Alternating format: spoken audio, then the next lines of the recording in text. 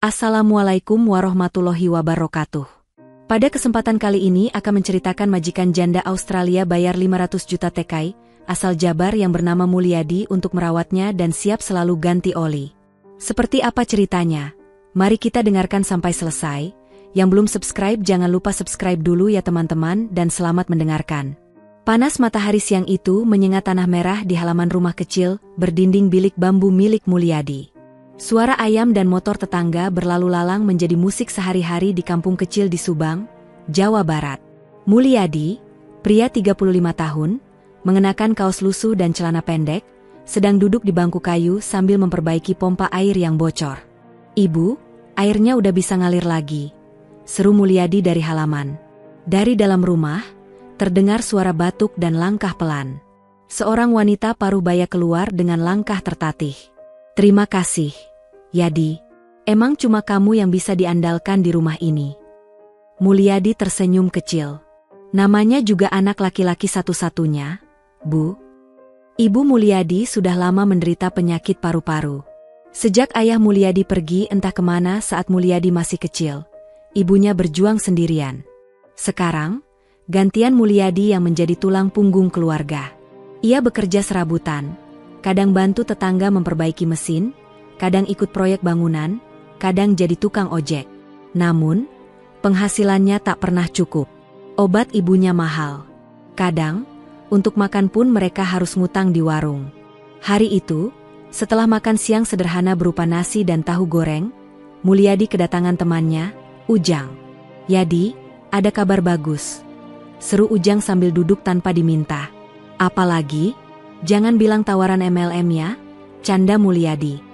"Bukan, ini serius. Gue baru dari Bandung. Ada lowongan kerja ke luar negeri, ke Australia." "Australia?" Dahi Mulyadi berkerut. "Iya, jadi TKI. Tapi bukan kayak kerja di kebun atau pabrik. Ini kerjaan spesial, pribadi. Merawat orang tua. Gajinya gede.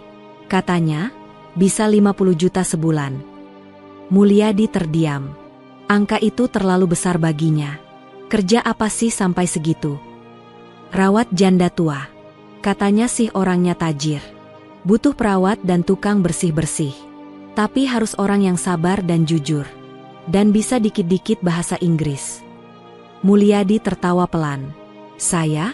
Bahasa Inggris aja cuma bisa yes, sama no." Ujang menepuk bahu Mulyadi. "Belajar. Yang penting niat dulu. Gue udah daftar. Tapi mereka butuh beberapa orang. Gue masukin nama lo ya." Mulyadi mengangguk ragu. "Nanti aku pikir dulu. Aku harus tanya ibu." Malamnya, Mulyadi duduk berdua dengan ibunya di depan rumah. Bulan purnama menggantung di langit, cahayanya jatuh lembut di wajah tua sang ibu. "Bu," kata Mulyadi perlahan. "Kalau ada kesempatan kerja di luar negeri, ibu izinkan?" Sang ibu menoleh, memandang Mulyadi lama. "Sejauh apa?" "Ke Australia."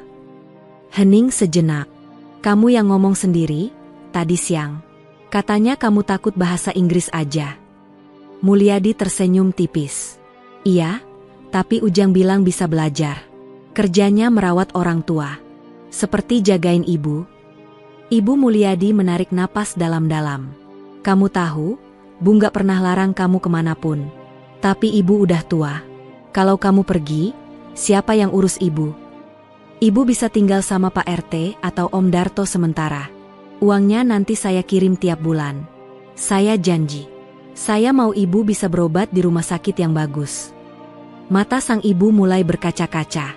"Kamu tahu, Yadi, waktu kecil, kamu pernah bilang mau jadi insinyur.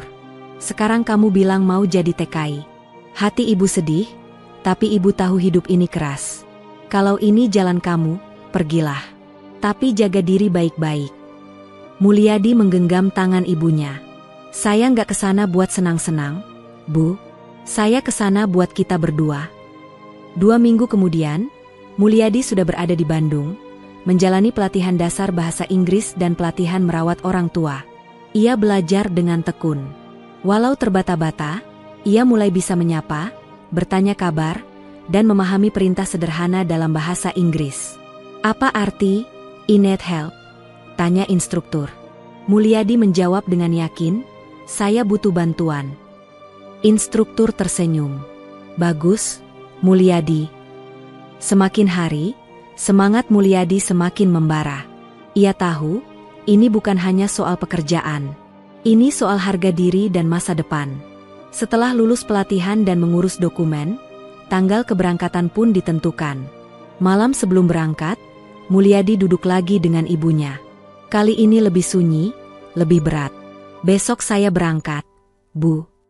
Sang ibu memeluk anak semata wayangnya dengan erat. "Kamu harus kuat, ya. Jangan gampang percaya sama orang. Dan jangan lupa salat." "Insya Allah, Bu. Saya akan kirim kabar terus." Ibu Mulyadi menahan air mata. "Doa ibu selalu menyertai kamu." Bandara Soekarno-Hatta dipenuhi hiruk-pikuk penumpang dan suara pengumuman. Mulyadi berdiri bersama rombongan kecil calon TKI lain. Di tangannya, ada koper kecil berisi pakaian dan sedikit oleh-oleh untuk majikannya nanti. Matanya menatap jendela pesawat. "Ini awalnya," gumamnya. Ia tidak tahu apa yang menantinya di negeri orang. Ia hanya tahu satu hal, ia tidak akan pulang dengan tangan kosong. Suara roda pesawat menghantam landasan dengan keras. Getarannya terasa sampai ke dada Mulyadi. Ini pertama kalinya ia naik pesawat, dan sekarang ia benar-benar berada di negeri orang, Australia. Tepatnya di kota Adelaide, tempat ia akan bekerja sebagai tenaga kerja Indonesia, atau yang lebih sering disebut TKI. Langit cerah dan suhu lebih dingin dari yang ia bayangkan. Ia menggigil meskipun mengenakan jaket tebal pemberian pamannya. Udara asing ini seakan mengingatkan bahwa ia jauh dari rumah. "Mulyadi?" Suara seorang pria muda berbicara dalam bahasa Inggris terbata-bata. Mulyadi menoleh. "Yes. I am Mulyadi. Again. I'm from the agency. My name is Daniel. Come, I take you to your place." Daniel adalah perwakilan dari lembaga penyalur kerja. Ia membawa Mulyadi keluar bandara, ke mobil van yang telah menunggu. Perjalanan menuju rumah majikannya memakan waktu sekitar 40 menit. Selama di jalan, Mulyadi hanya diam, sesekali melihat pemandangan kota yang bersih dan teratur. "Your employer's name is Mrs. Helen," jelas Daniel dalam bahasa Inggris yang sedikit kaku. "She lives alone. You will help her clean, cook, and take care of her daily needs." Mulyadi mengangguk pelan. "I understand." Sampai akhirnya mobil berhenti di depan rumah besar bergaya klasik. Dinding putih dan halaman yang tertata rapi membuat rumah itu tampak seperti yang sering dilihat Mulyadi di film-film. Tapi tak ada tawa atau keriuhan di dalamnya, hanya keheningan. Daniel mengetuk pintu.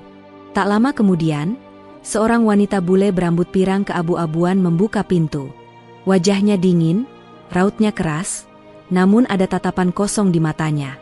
Wanita itu mungkin berusia sekitar 60-an. "Mrs. Helen, this is Mulyadi. He will be staying here and working with you," ujar Daniel. Helen menatap Mulyadi dari ujung kepala sampai kaki. "You, Mulyadi?" "Yes, am. Do you speak English?" "Little, am. I learn." Helen memutar badan. "Come in." Rumah itu terasa sunyi. Tidak ada suara televisi, tidak ada suara musik. Hanya denting jam dinding yang terus berdetak. Mulyadi menurunkan kopernya dengan hati-hati, tak berani menyentuh apapun. Daniel memberi isyarat bahwa tugasnya sudah selesai. "Good luck, my friend," bisiknya sebelum pergi. Setelah Daniel pergi, Mulyadi berdiri kikuk di ruang tamu. "Kamu tidur di kamar belakang," ujar Helen. "Besok pagi mulai jam 6. Bangunkan saya. Lalu bersihkan rumah. Setelah itu masak sarapan. Jangan terlambat." "Yes, am." Helen menatapnya sejenak. "Saya tidak suka pembantu yang malas. Tidak suka orang bicara banyak.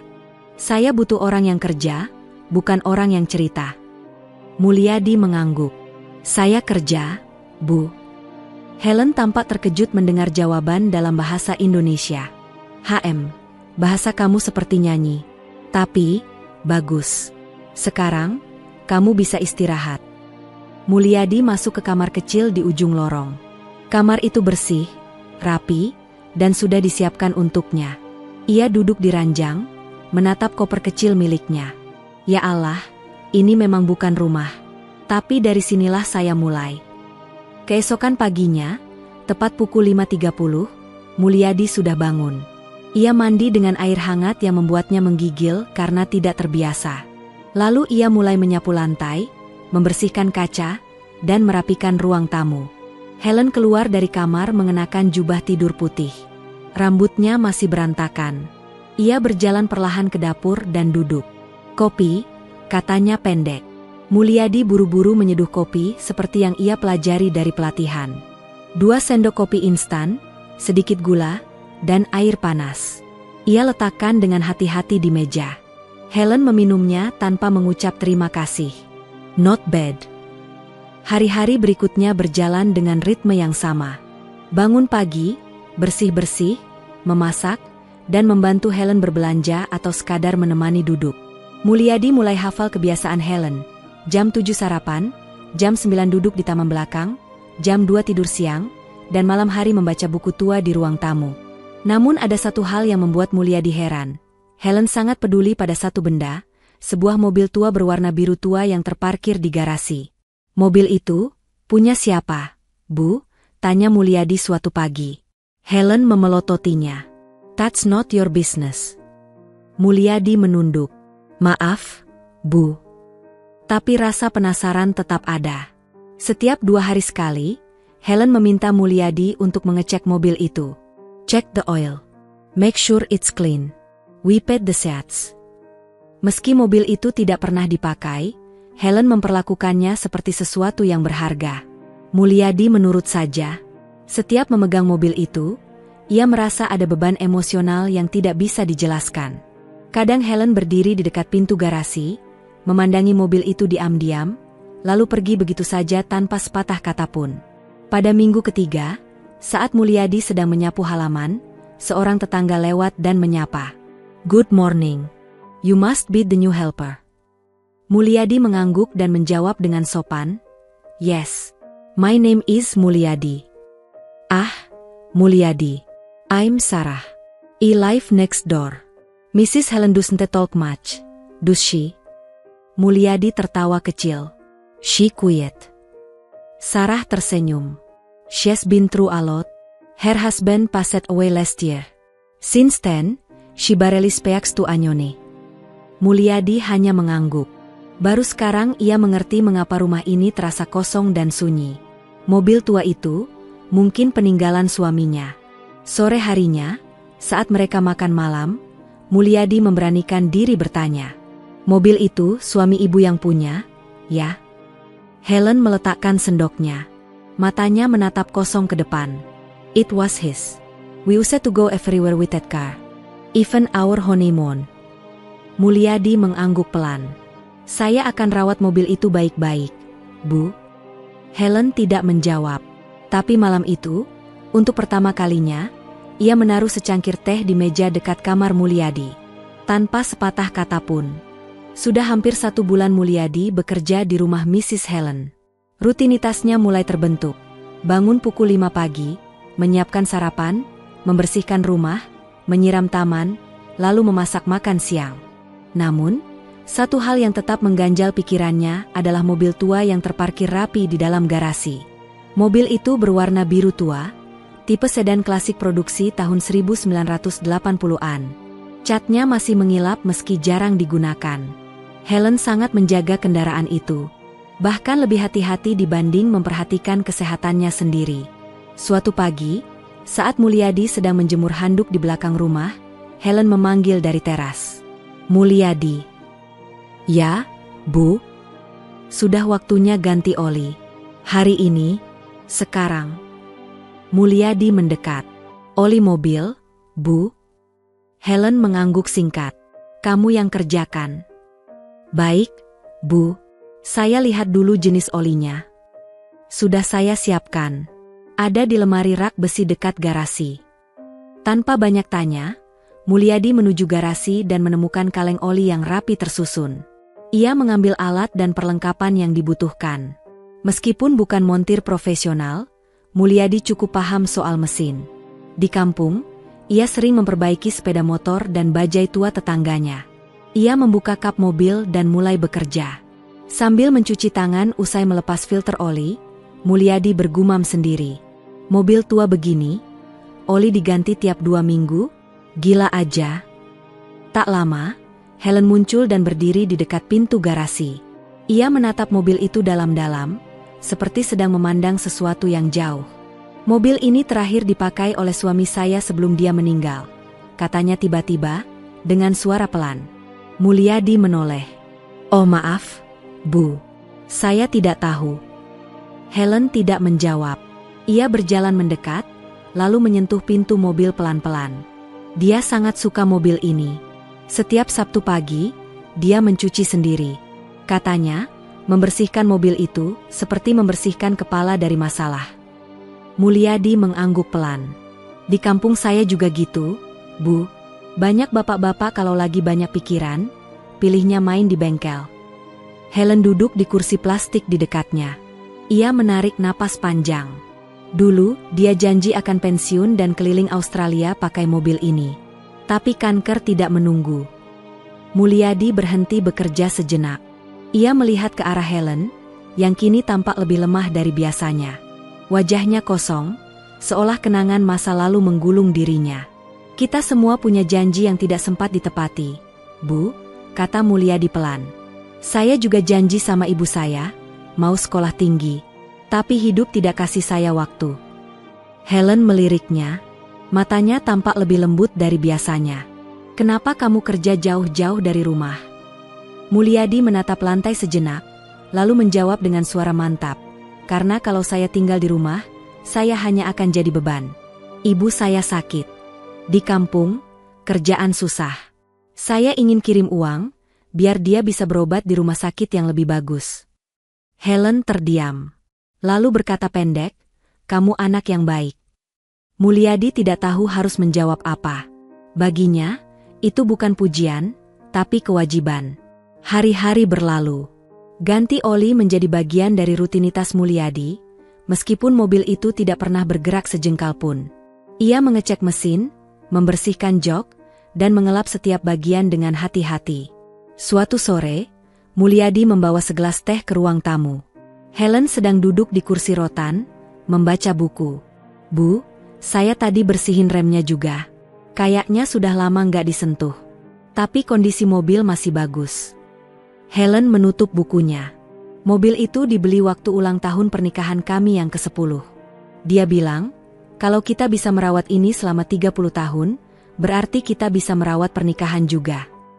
Mulyadi duduk di lantai, bersandar di sisi sofa. Mereka diam cukup lama. Kamu tahu, lanjut Helen. Ketika dia meninggal, saya ingin jual mobil itu. Tapi saya tidak bisa. Saya takut, kalau mobil itu pergi, semua kenangan ikut hilang. Mulyadi mengangguk pelan. Kadang, kita lebih susah melepas benda daripada orang. Helen memandangnya heran. Kamu bilang begitu karena kamu tahu rasanya.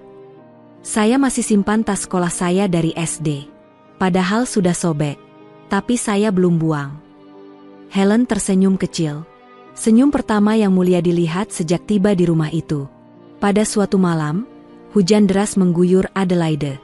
Mulyadi tengah menyetrika pakaian di dapur, ketika ia mendengar suara isakan kecil dari kamar Helen. Ia mendekat dan mendapati pintu setengah terbuka. Helen duduk di lantai, memegang bingkai foto suaminya sambil menangis dalam diam. Mulyadi mengetuk pelan. Bu, saya buatkan teh, ya? Helen tidak menjawab, tapi tidak menolak saat Mulyadi masuk dan meletakkan teh panas di meja. Setelah beberapa saat, Helen berkata, kamu tidak perlu urus saya malam ini. Saya tidak keberatan, Bu. Di kampung juga sering jagain ibu malam-malam waktu sesak napas. Helen mengangguk pelan. Tangisnya reda. Ia duduk di kursinya dan menatap jendela. Suara hujan masih mengguyur atap. Apakah saya terlalu menyusahkan? Tanya Helen tiba-tiba. Tidak, Bu. Tidak sama sekali. Saya di sini bukan cuma kerja, saya juga belajar. Belajar apa? Belajar jadi orang yang lebih sabar. lebih ngerti arti kehilangan. Helen menarik napas.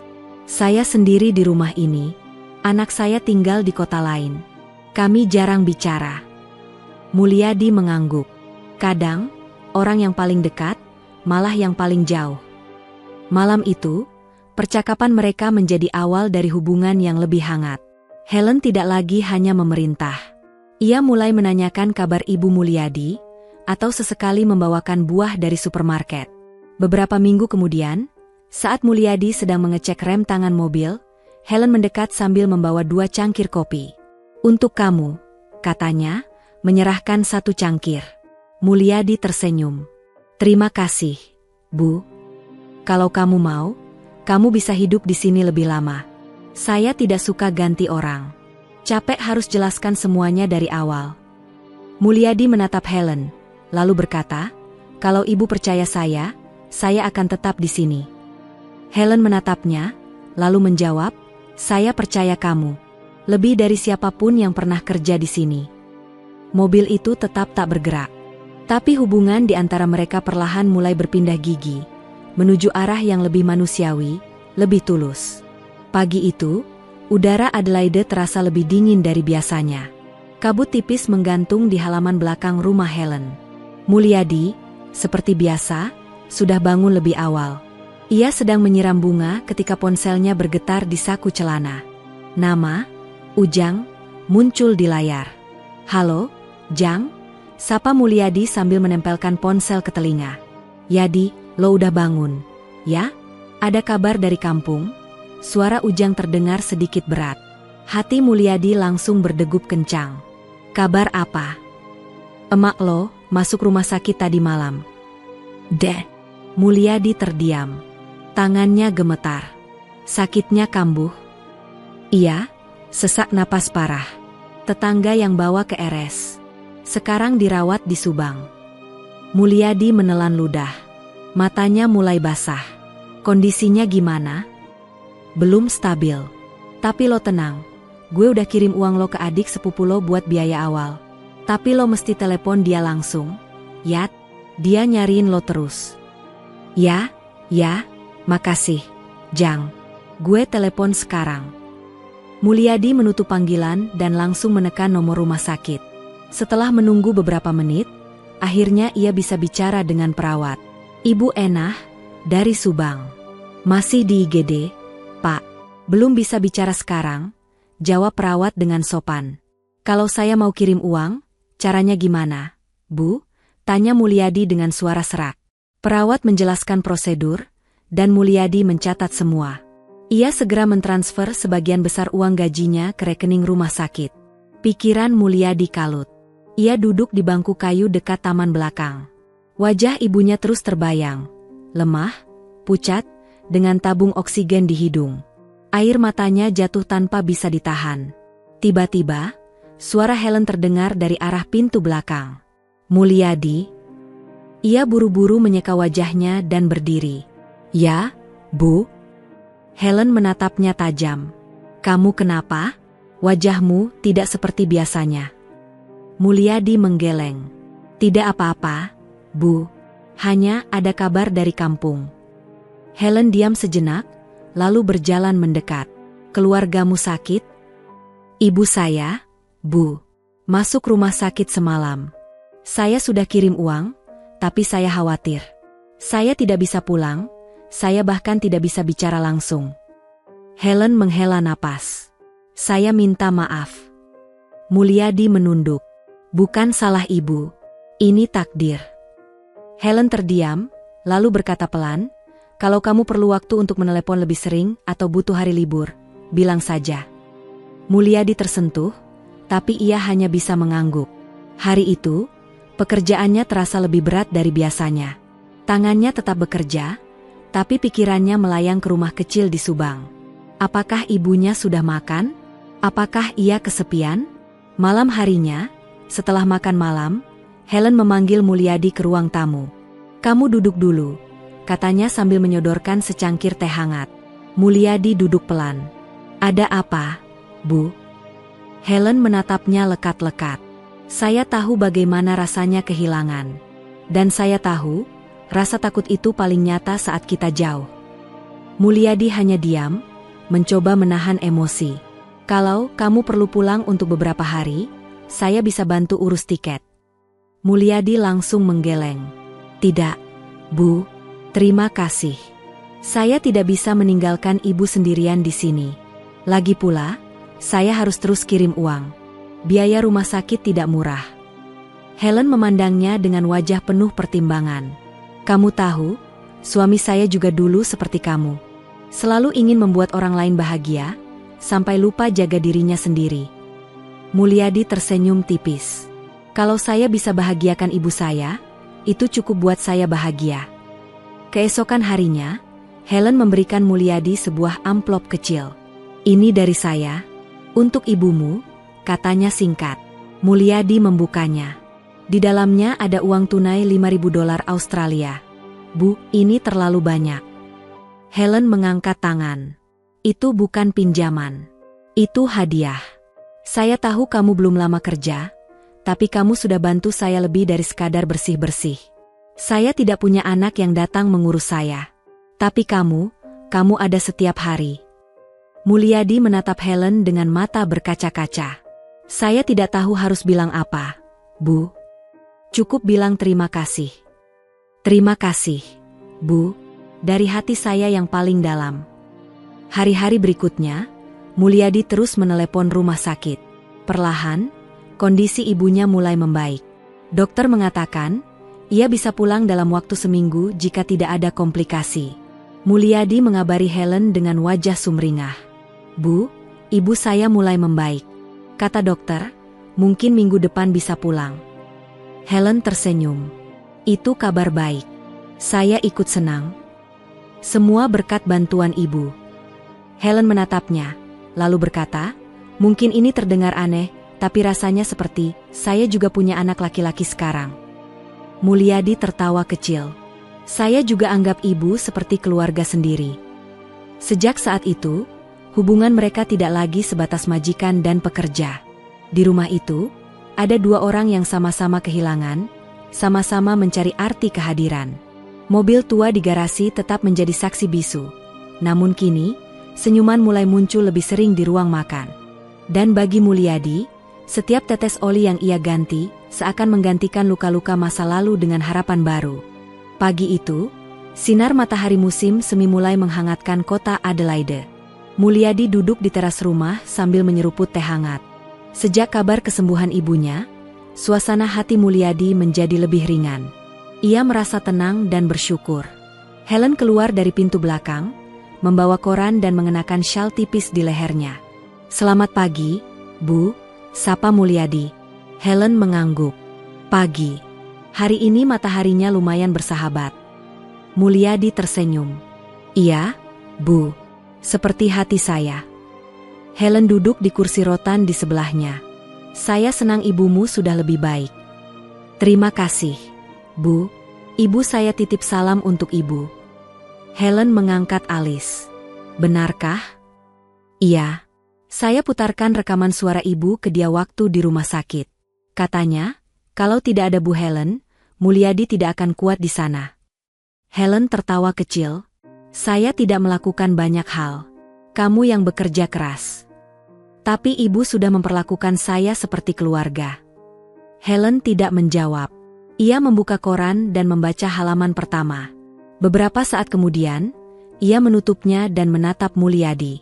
Aku punya rencana, katanya pelan. Mulyadi menoleh. Rencana apa, Bu? Helen menatap lurus ke depan, ke arah mobil tua di garasi. Saya ingin kamu tinggal di sini lebih lama. Bukan cuma sebagai pekerja, tapi sebagai pendamping. Orang yang bisa saya andalkan, setiap hari.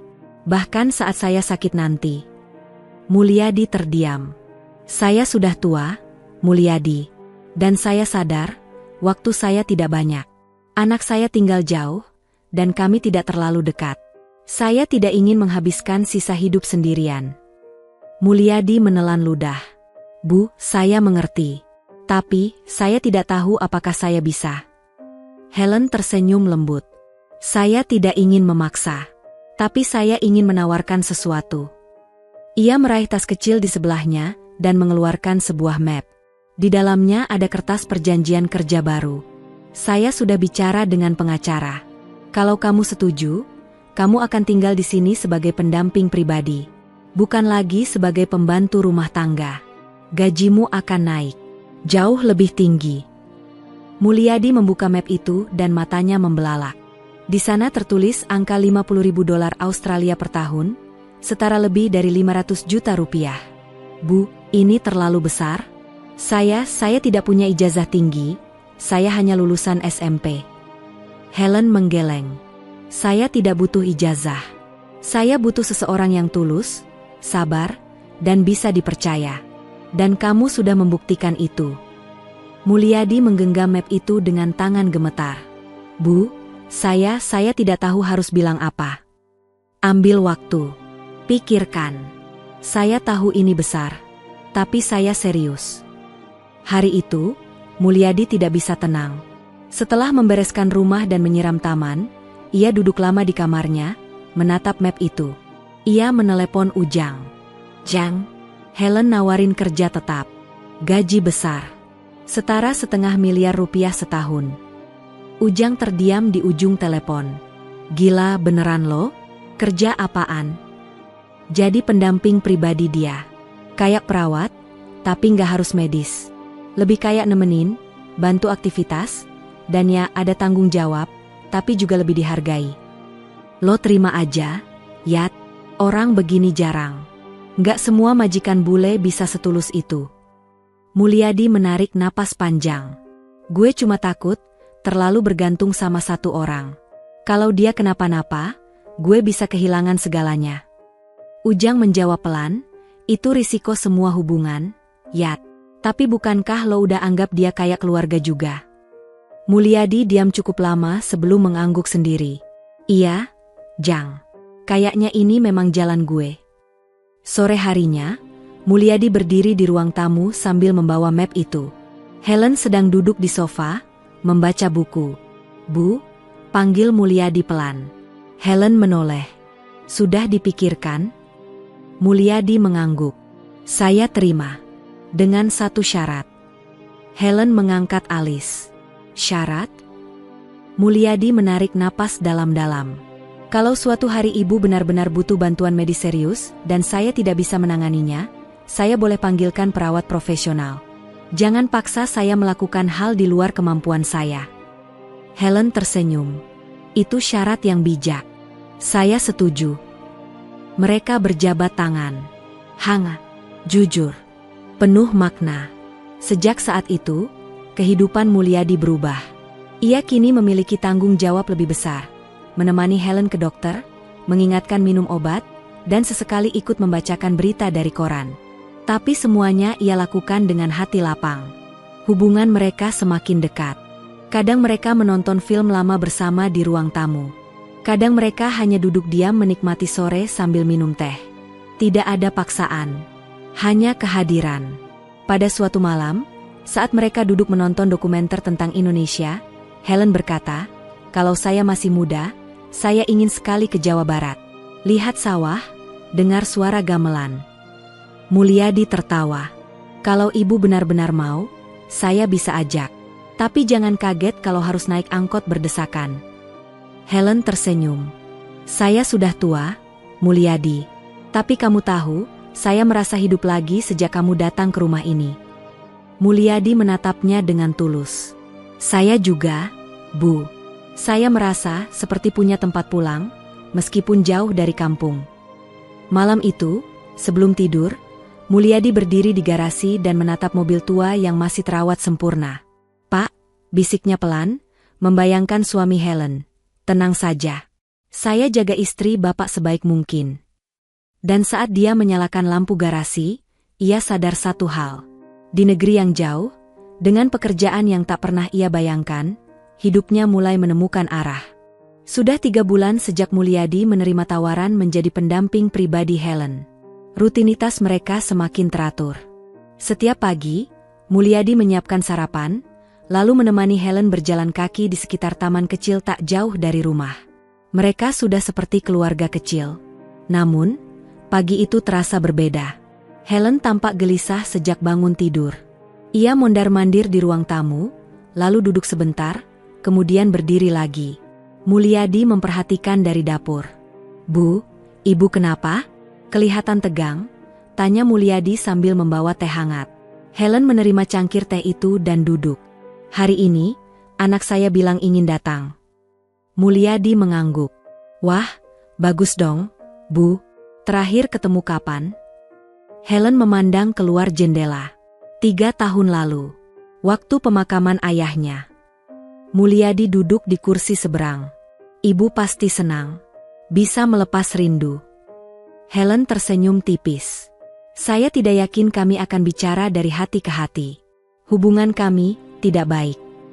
Mulyadi tidak menjawab. Ia hanya mendengarkan. "Namanya Matthew. Dulu waktu kecil, kami sangat dekat. Tapi sejak remaja, dia berubah. Selalu menentang, selalu menjauh. Ketika ayahnya meninggal, dia menyalahkan saya. Katanya, saya terlalu keras. Tidak cukup memberi waktu." Mulyadi mendengarkan dengan seksama. "Dan sejak itu, kami hanya bicara lewat pesan. Itu pun dingin. Seperti bicara dengan orang asing." Mulyadi meletakkan cangkirnya di meja. "Kalau hari ini dia mau datang, mungkin itu pertanda baik, Bu.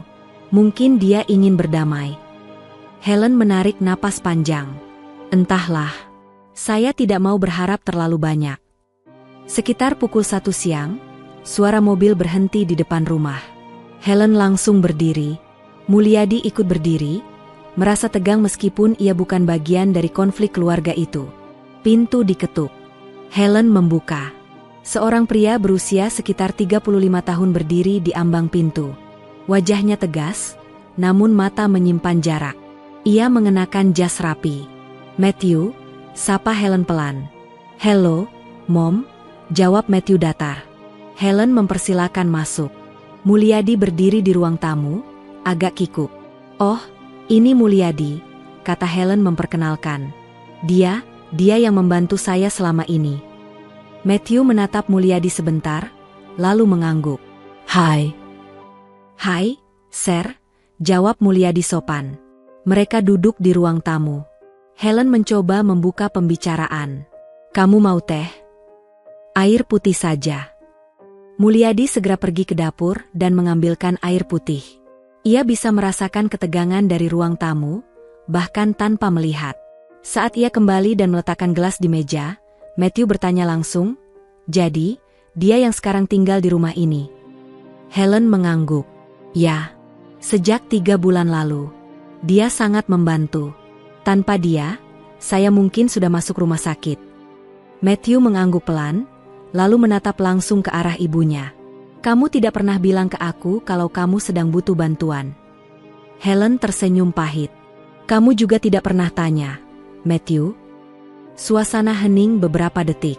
Mulyadi hendak pamit ke halaman, tetapi Helen menahannya. "Tidak apa-apa, Mulyadi. Duduk saja. Saya ingin kamu dengar." Mulyadi menatap Helen, ragu. "Apa ibu yakin?" Helen mengangguk. "Saya ingin semua jelas, termasuk padamu." Matthew menghela napas. "Mom, aku datang karena aku dengar dari teman ayah. Kamu menjual beberapa saham keluarga untuk biaya rumah. Apa itu benar?" Helen menjawab tenang. "Saya menjual sebagian. Untuk hidup. Saya tidak bisa hanya menunggu bantuan dari orang yang bahkan tidak menanyakan kabar saya." Matthew terlihat tersinggung. "Saya sibuk. Aku punya 2 anak, pekerjaan, istri yang juga sakit. Aku tidak bisa setiap minggu ke sini." "Tapi kamu bahkan tidak menelepon." "Tidak pada ulang tahunku. Tidak saat aku sakit 2 tahun lalu," balas Helen, suaranya mulai bergetar. "Lalu kamu percaya orang asing lebih dari anakmu sendiri?" tunjuk Matthew pada Mulyadi. Helen menjawab tegas, "Dia bukan orang asing. Dia yang mengantar saya ke rumah sakit. Dia yang membacakan buku saat saya tak bisa tidur. Dia yang mendengarkan saya setiap hari. Kamu datang hanya ketika kamu takut warisanmu habis." Matthew terdiam. Wajahnya memerah, tapi ia tidak menyangkal. "Saya tidak butuh hartamu. Mom, tapi saya tidak mau kamu dimanfaatkan, katanya dingin. Helen menatap anaknya tajam. Kamu pikir saya bodoh? Saya tahu siapa yang tulus. Mulyadi bukan keluarga saya, tapi dia sudah hadir ketika kamu memilih untuk pergi. Dia tidak meminta apa-apa. Tapi kamu, bahkan saat datang pun tetap membawa prasangka. Matthew berdiri. Sepertinya kehadiran saya tidak diinginkan. Tidak, Matthew. Kamu yang tidak mau hadir sepenuh hati. Kamu hanya hadir secara fisik. Bukan sebagai anak yang peduli. Mulyadi berdiri dan berkata dengan tenang. Maaf, saya tidak berniat ada di tengah urusan keluarga.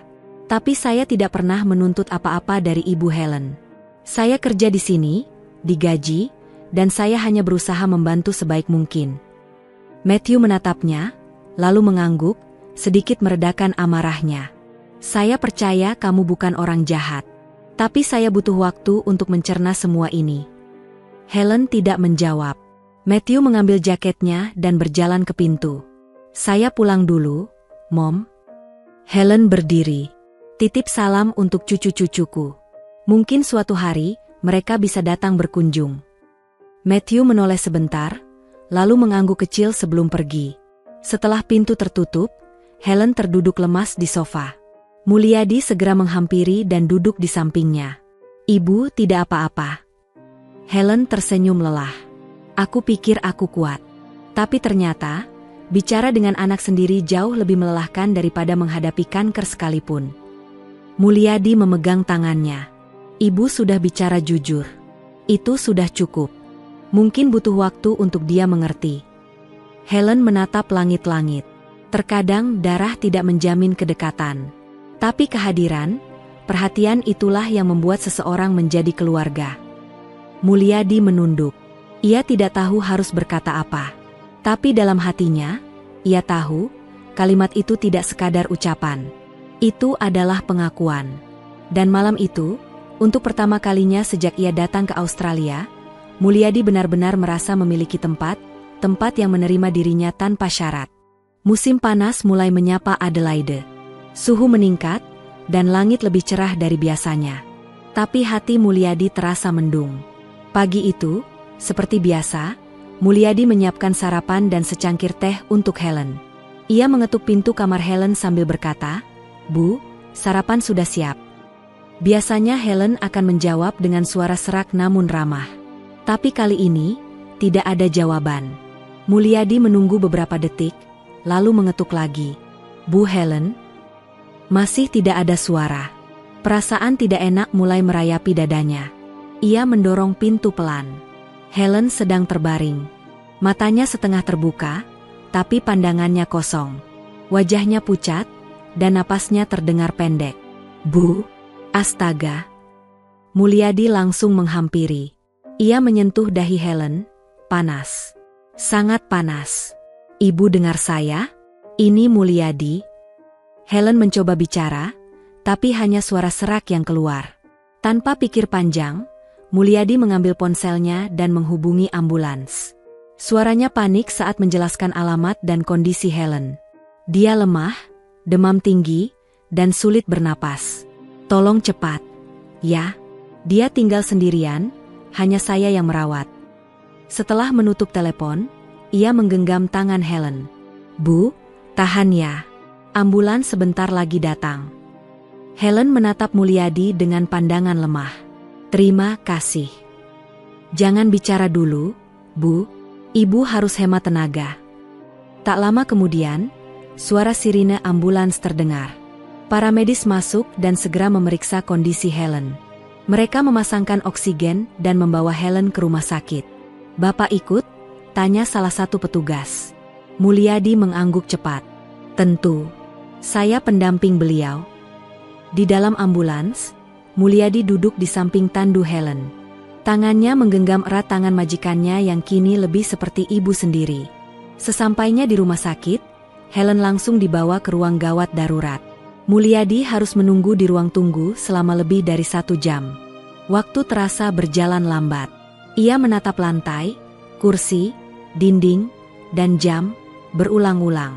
Akhirnya, seorang dokter keluar dari ruang perawatan. Anda yang bernama Mulyadi? Mulyadi berdiri cepat. Iya, Dok. Pasien dalam kondisi dehidrasi parah, demam tinggi, dan infeksi saluran pernapasan. Untung Anda segera membawa beliau ke sini. Kami sudah berikan antibiotik dan cairan infus. Apakah beliau sadar, Dok? Masih lemah, tapi stabil. Dia akan dirawat beberapa hari. Mulyadi menghela napas lega. Terima kasih, Dok. Dokter menepuk bahunya. Dia beruntung punya orang seperti Anda di dekatnya.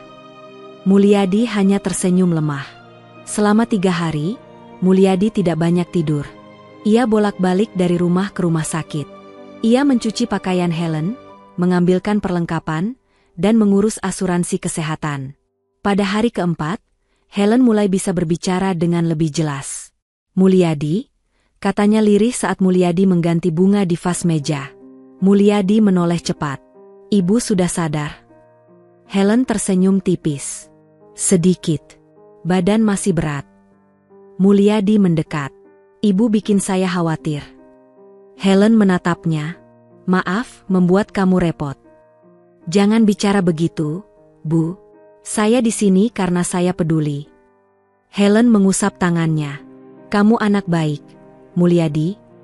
Mulyadi tertunduk. Saya cuma ingin balas kebaikan ibu. Setelah itu, mereka terdiam sejenak. Suasana kamar sunyi, hanya terdengar suara alat monitor denyut jantung.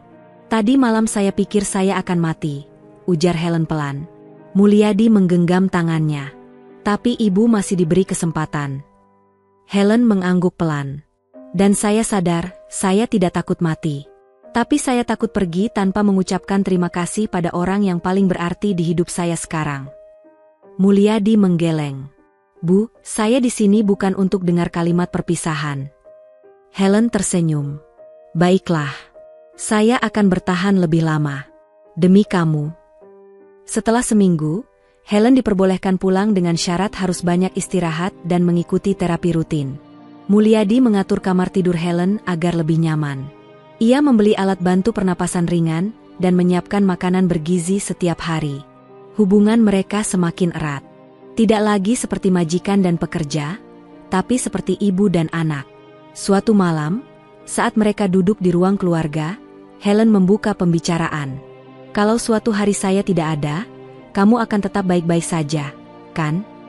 Mulyadi menoleh. Kenapa ibu terus bicara soal itu? Helen menatapnya. Karena saya tidak bisa menipu waktu. Dan saya ingin memastikan kamu tidak bergantung pada saya selamanya. Mulyadi menarik napas. Bu, saya memang datang ke sini karena butuh uang.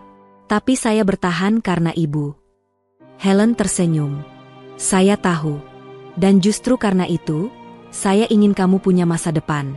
Lebih dari sekadar merawat orang tua renta. Mulyadi terdiam. Kalau kamu ingin sekolah lagi, belajar kejuruan, atau buka bengkel sendiri, bilang pada saya. Saya akan bantu. Bukan karena kamu bekerja untuk saya, tapi karena kamu pantas mendapat kesempatan. Mulyadi berkaca-kaca. Saya tidak tahu harus bilang apa, Bu.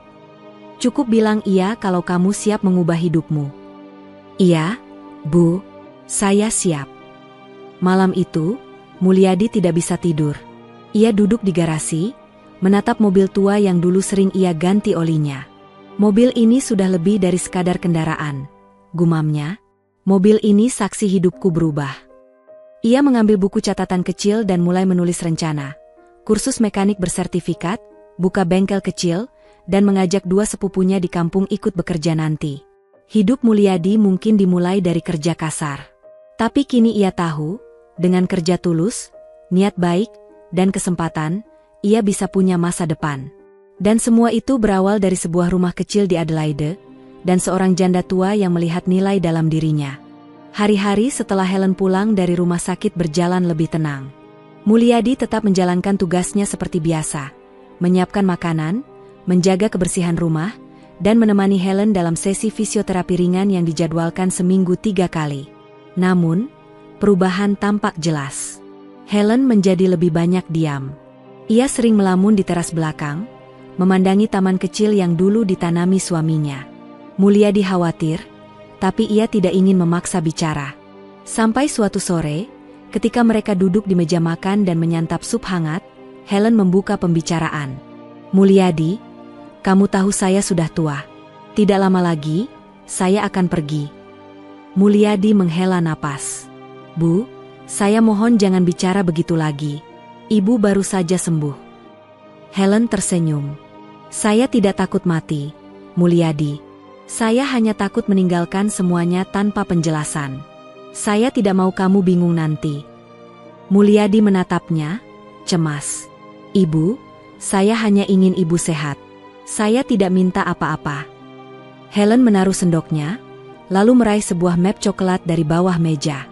Ia menyerahkannya pada Mulyadi. Buka ini. Dengan hati-hati, Mulyadi membuka map itu. Di dalamnya terdapat beberapa lembar dokumen, dan yang paling atas adalah surat wasiat. Apa ini, Bu? Tanya Mulyadi, menatap Helen bingung. Itu surat wasiat saya. Sudah saya tanda tangani di hadapan pengacara. Saya tulis ulang setelah kamu menyelamatkan hidup saya. Mulyadi terdiam. Ia membaca bagian pertama surat itu. Dengan ini, saya, Helen Margaret Whitmore, menyatakan bahwa saya secara sadar dan tanpa paksaan mewariskan sebagian besar aset saya kepada Mulyadi bin Rahmat, warga negara Indonesia, sebagai bentuk penghargaan dan cinta atas ketulusan, keberanian, dan pengabdiannya kepada saya di masa tua saya. Tangan Mulyadi gemetar. Bu, ini tidak bisa. Saya hanya pekerja. Helen tersenyum lembut. Kamu lebih dari itu. Kamu keluarga. Sejak anak saya berhenti hadir, kamu yang menggantikan tempatnya. Tapi warisan? Ini terlalu besar. Saya tidak pantas. Helen menggeleng pelan. Kamu tidak tahu, bukan? Suami saya dulu pengusaha properti. Rumah ini, tabungan, dan saham, nilainya lebih dari cukup untuk hidup 10 orang. Saya tidak punya siapa-siapa lagi. Anak saya, Matthew, sudah saya beri bagian kecil, sesuai hukum. Mulyadi memandangnya, matanya berkaca-kaca. Tapi saya tidak pernah berharap ini, Bu. Saya bahkan tidak tahu harus bilang apa. Bilang saja terima kasih, dan jalani hidupmu dengan lebih baik. Saya ingin kamu punya bengkel sendiri. Saya ingin kamu kembali ke Indonesia dengan kepala tegak. Tidak semua TKI harus pulang dengan tangan kosong. Mulyadi menunduk. Air matanya menetes diam-diam. Keesokan harinya, Helen mengajak Mulyadi bertemu dengan pengacaranya, Mr. Rowland, yang sudah mengenal keluarga Whitmore sejak lama. Di kantor kecil yang hangat dan penuh buku, mereka duduk bertiga.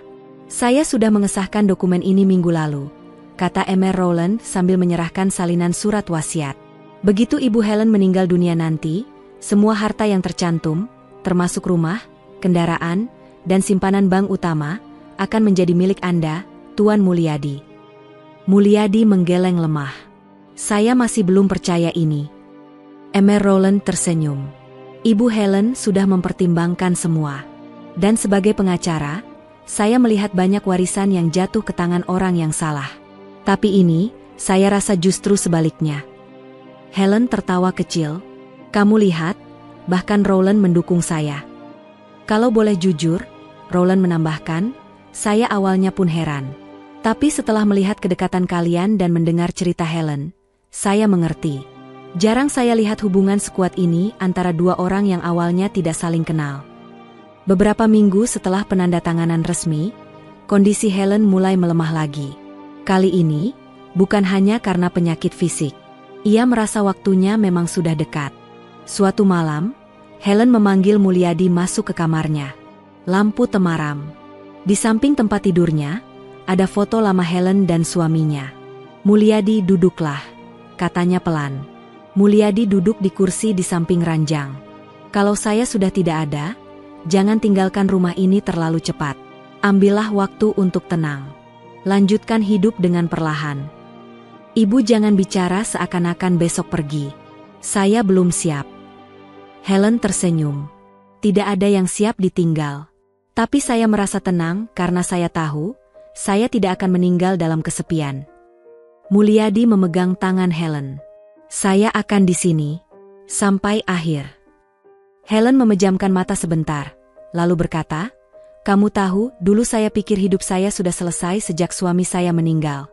Tapi ternyata, Tuhan mengirim kamu. Dan dari situ, saya tahu, setiap orang datang dalam hidup kita untuk alasan tertentu. Ibu yang menyelamatkan saya dulu. Kalau saya tidak kerja di sini, mungkin saya sudah pulang dengan tangan hampa. Kita menyelamatkan satu sama lain, Mul. Itulah arti keluarga." Malam itu, Mulyadi duduk lama di ruang tamu setelah Helen tertidur. Ia menatap langit-langit rumah, memikirkan perubahan hidup yang begitu drastis. Dulu, ia hanyalah seorang pemuda dari desa kecil di Jawa Barat. Merantau ke negeri orang, berharap bisa mengubah nasib. Tidak pernah ia bayangkan bahwa pekerjaan sebagai perawat lansia akan membuka pintu ke masa depan yang lebih baik. Ia tersenyum dalam diam. Warisan bukan soal uang atau harta. Warisan yang sesungguhnya adalah kepercayaan, kasih sayang, dan nilai hidup yang dibagikan seseorang sebelum ia pergi. Dan Helen, dalam diamnya, telah mewariskan semuanya. Musim gugur menyelimuti Adelaide. Daun-daun berwarna jingga berguguran, menutupi halaman rumah Helen yang kini lebih hening dari biasanya. Helen meninggal dunia seminggu lalu, tepat di pagi hari, saat Mulyadi sedang membuatkan sarapan. Ia pergi dengan tenang, tanpa rasa sakit, dalam tidurnya, seperti yang selama ini ia harapkan. Mulyadi sempat menangis berhari-hari. Bukan hanya karena kehilangan majikannya, tetapi karena kehilangan sosok yang sudah ia anggap sebagai ibu. Ia mengurus pemakaman dengan tenang, sesuai wasiat Helen. Tidak banyak upacara, hanya musik lembut, bunga sederhana, dan kata-kata hangat dari orang-orang yang mengenalnya. Kini rumah itu menjadi milik Mulyadi, sesuai surat wasiat yang telah sah. Namun rumah itu terasa terlalu besar dan terlalu sepi. Di ruang tamu, Mulyadi duduk menatap foto Helen yang diletakkan di atas meja. Ia berbicara seolah Helen masih di sana. "Bu, saya ingat waktu ibu bilang, ganti oli itu penting." Mulyadi tersenyum kecil. "Dulu saya pikir cuma soal mesin. Tapi ternyata, hidup pun butuh diganti olinya, dibersihkan dari yang kotor, diperbarui, dirawat." Ia berdiri dan menatap keluar jendela. "Saya akan jaga semua ini, tapi saya juga akan lanjutkan hidup. Seperti yang ibu minta." 2 bulan kemudian, Mulyadi kembali ke Indonesia. Tapi bukan sebagai pekerja migran yang pulang diam-diam, melainkan sebagai tamu istimewa di desanya. Warga menyambutnya di halaman masjid dengan penuh hormat. Tetangga, kerabat, dan bahkan kepala desa datang menyambut. Mulyadi pulang. "Lihat itu, anak Pak Rahmat jadi orang sukses di luar negeri," ujar Pak Lurah dengan bangga. Mulyadi tersenyum canggung, menyalami satu persatu. "Ibu mana?" tanya seorang sepupunya. "Ibu meninggal 5 tahun lalu." "Saya belum bisa pulang waktu itu," jawab Mulyadi lirih. "Saya titip doa di Australia tiap Jumat. Di kamar sendiri, saya pasang foto almarhumah." Semua terdiam. Suasana menjadi haru. Mulyadi kemudian membuka sebuah percakapan penting dengan Pak Lurah dan pemuda-pemuda kampung. "Saya ingin buka bengkel di sini. Tapi bukan hanya bengkel biasa. Saya ingin melatih anak-anak muda. Supaya mereka tidak perlu keluar negeri seperti saya dulu, karena merasa tidak punya pilihan." Salah satu anak muda, Andi, bertanya, "Bang, kita bisa kerja juga di situ?" "Tentu. Nanti saya bawa alat dan mesin dari Australia. Kita akan mulai dari nol, tapi bersama-sama." 4 bulan kemudian, berdirilah sebuah bengkel sederhana dengan papan nama bertuliskan, "Bengkel Helen Service dan Harapan." Di bawahnya tertulis kecil, terinspirasi oleh seseorang yang melihat nilai dalam orang kecil. Bengkel itu menjadi tempat pelatihan, pekerjaan, dan bahkan tempat berbagi cerita. Mulyadi membimbing anak-anak muda untuk mengenal dunia otomotif, mulai dari ganti oli, tune-up, sampai servis kelistrikan. "Ini bukan cuma soal mesin," ujar Mulyadi saat sesi pembukaan bengkel. "Tapi soal bagaimana kita belajar memperbaiki sesuatu yang rusak, termasuk hidup kita sendiri." Suatu hari, seorang wartawan lokal datang untuk mewawancarai Mulyadi. Ia tertarik karena mendengar kabar ada mantan TKI yang membuka bengkel dan memberdayakan desa. "Pak Mulyadi, Apa yang menginspirasi Anda melakukan semua ini? Mulyadi tersenyum. Semua berawal dari mobil tua dan seorang janda Australia bernama Helen. Wartawan itu mencatat cepat. Apa yang paling Bapak pelajari dari beliau? Mulyadi menjawab mantap, bahwa manusia dinilai bukan dari asalnya, tapi dari niat dan kejujuran. Helen memberi saya kepercayaan, dan kepercayaan itu yang mengubah hidup saya. Wawancara itu viral di media sosial. Banyak orang dari kota hingga luar negeri yang mendengar kisah Mulyadi. Ia mulai mendapat dukungan, donasi alat bengkel, dan bahkan tawaran kerjasama dari sekolah kejuruan. Namun bagi Mulyadi, itu semua hanyalah bonus. Yang paling penting, ia bisa pulang ke tanah kelahiran dan memberi arti pada hidup orang lain. Suatu sore, Mulyadi duduk di bengkel sendirian. Anak-anak bengkel sudah pulang. Ia memandangi mobil tua Holden buatan Australia yang ia beli bekas dari pelelangan di Jakarta, mobil yang sangat mirip dengan milik Helen dulu. Ia menyalakan mesinnya dan mendengar suara deru yang masih bertenaga. Sambil tersenyum, ia berkata pelan, "Helen, lihatlah. Oli yang kamu suruh ganti, sudah mengalir ke tempat yang jauh. Menghidupkan bukan hanya mesin, tapi mimpi-mimpi yang sempat padam." Lalu ia menatap langit, mata berkaca-kaca. "Saya tidak bisa membalas semua yang Ibu beri. Tapi saya bisa teruskan. Itu janji saya." Ia menutup kap mobil, menggulung lengan bajunya, lalu mulai membersihkan lantai bengkel.